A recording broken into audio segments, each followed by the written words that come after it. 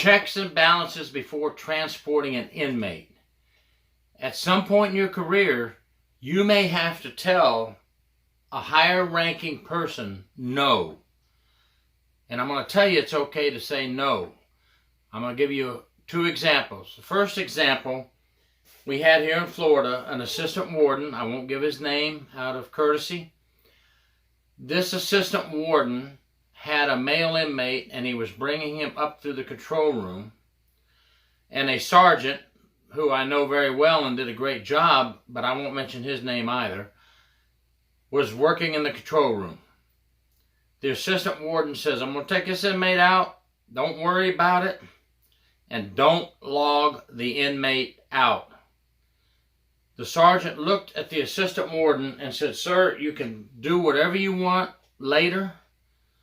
You can report me to the warden. You can write me up. You can punish me. But no, I'm not opening that gate unless I log this inmate in that you took him out at this time and where you're taking the inmate. The assistant warden backed down. This sergeant was on the ball, diligent and serious about his job. Now, there's a manhunt for an inmate who left a facility in Alabama, a jail.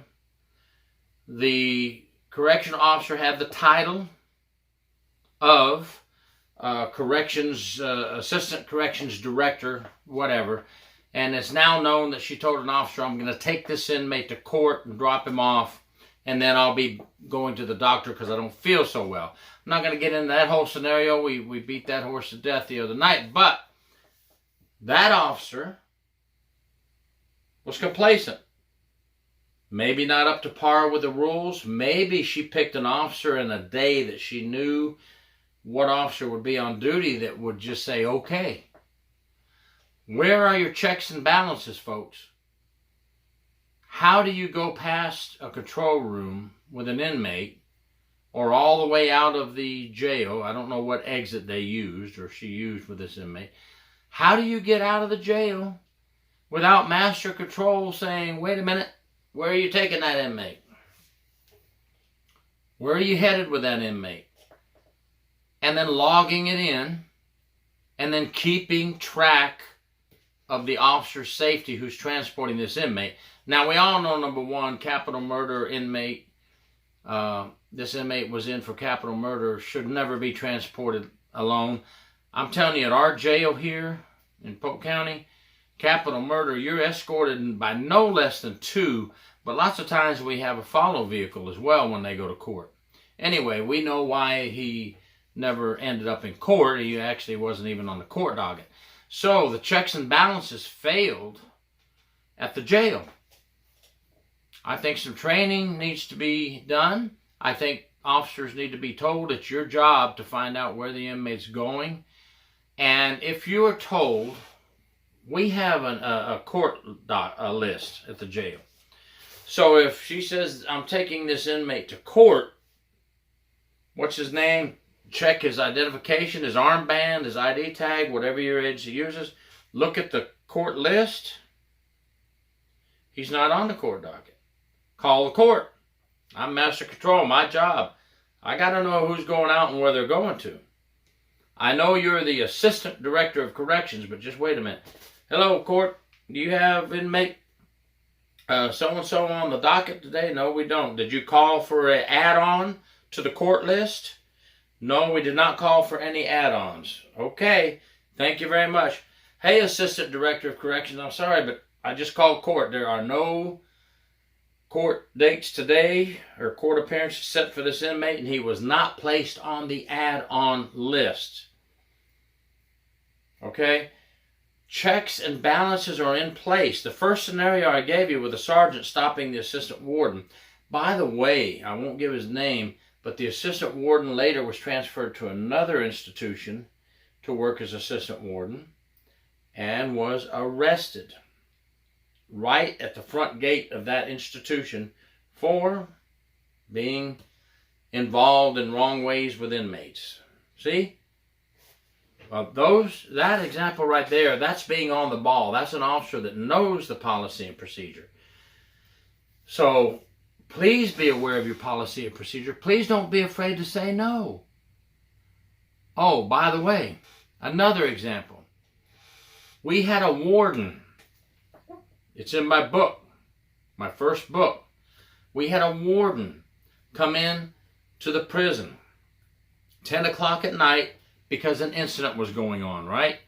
The incident turned bad. It made the front page papers. We're not going to get into that story either, but it was bad. Officers lost their jobs, officers demoted. The warden said to the control room officer, "Don't log me in. I'm not here." And the officer said, "I have to log you in. That's my job." And the warden said, "Do not log me in," and went into the compound and gave some further instructions that were not good. You know what the officer did? Logged the warden in.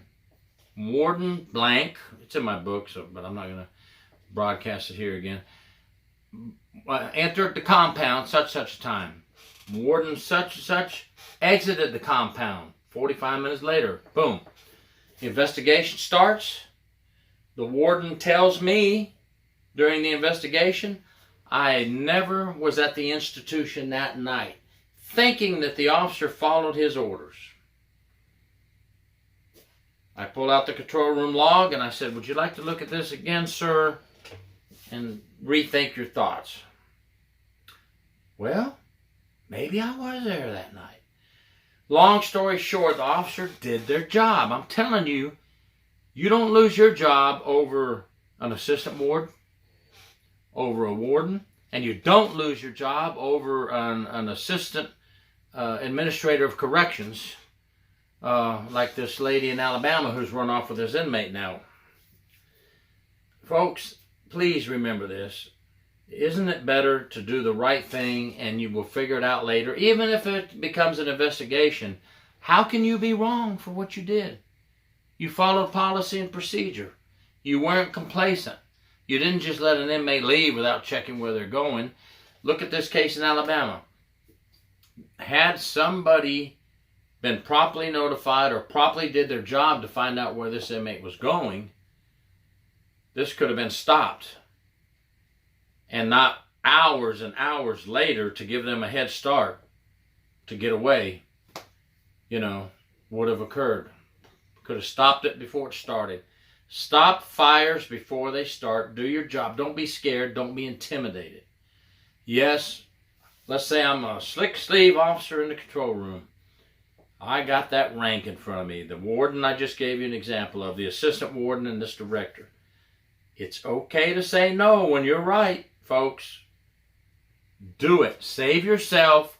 They want to burn in the fire, let them burn. Oh, that warden, you might say, whatever happened to him? He didn't lose his job. Tallahassee sent down a message to the regional director, do whatever you want, and if you fire him, we're good with that. It was close to Christmas, folks, and the regional director demoted him to assistant warden and shipped him to another prison. Very lucky man. He ended up retiring, but he lied, and he tried to get an officer to lie for him in the control room. Don't do it, folks. I hope these 3 scenarios help you in your career to save your job, because, had the officer, had it been determined, may have never been determined, but had it been determined that the officer did cover for the warden, that officer would be fired.